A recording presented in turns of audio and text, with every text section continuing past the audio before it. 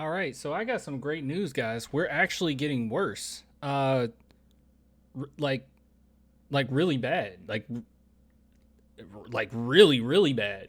I want some nasty. Are we having fun yet? All right, so this is great news for our San Antonio Spurs. We are back and certainly in Wemby land. I mean, we are absolutely right in the middle of Wemby land here.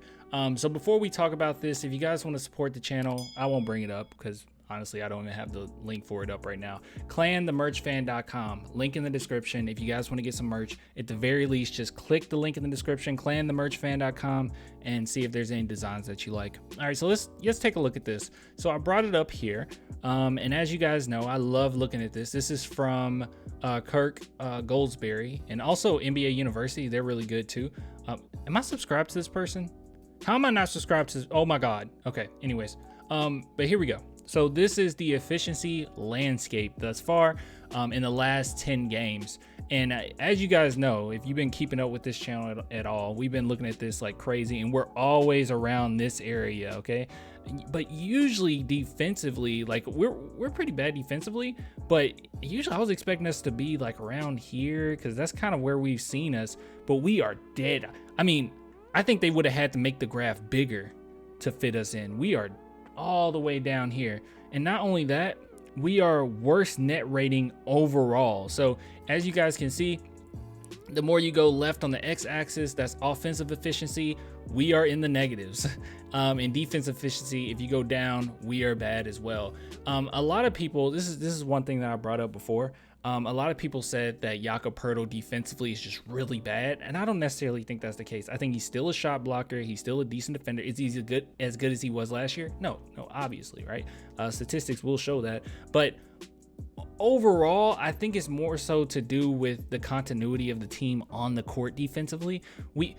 First off, we don't have a ton of great defenders. Like, we have some pretty good ones. I think Trey Jones is a pretty good one. A little, undersized. Sometimes the guys he has to guard, but he's a good defender nonetheless.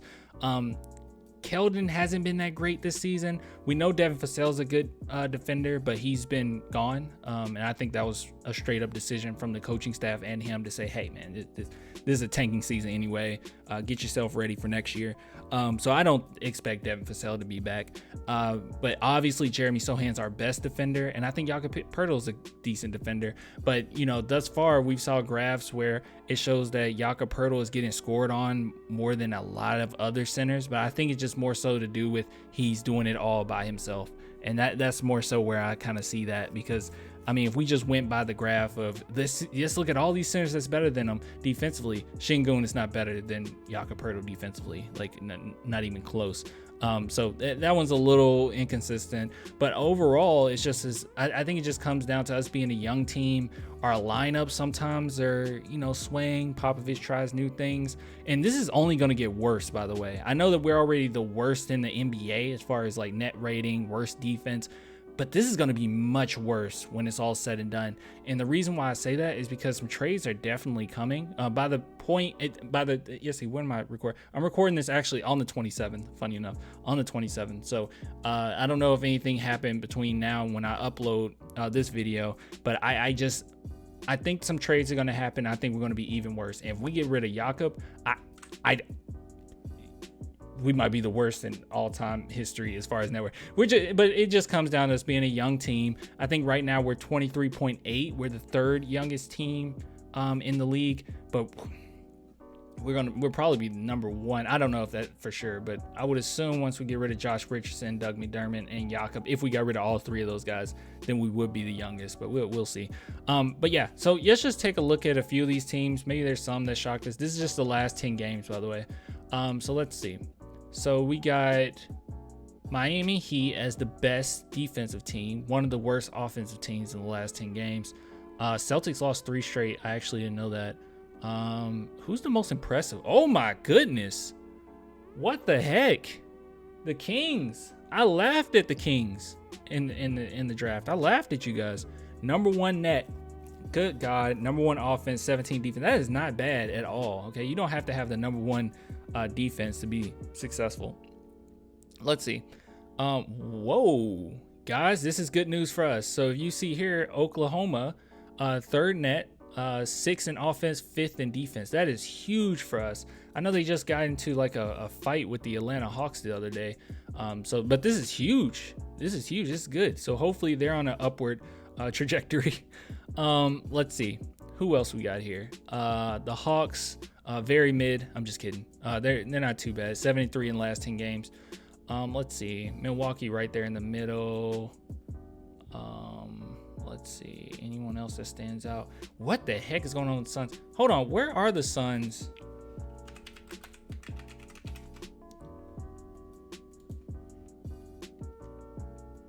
Suns are almost out of the playoffs. Oh, Warriors just made it into the playoffs again. They're back in the playoff picture. Okay. Very strange though. All right, so let's see who else. This isn't good. We want the Rockets. Get your heads together, okay? And make something happen. Oh, another thing too. Well, let's talk about it. Okay, Pistons. They're right down there, so we're gonna be competing with these two teams more than likely. But really good news. Charlotte Hornets. I think they just became fully healthy. So yeah. Hopefully they start going on an upward trend. Actually, let's look up Charlotte Hornets. Charlotte Hornets. I think they just became healthy. They might have became healthy after this game, maybe. But they beat the Bulls, so good. Where are the Bulls? I'm sorry, guys. I'm really interested in this.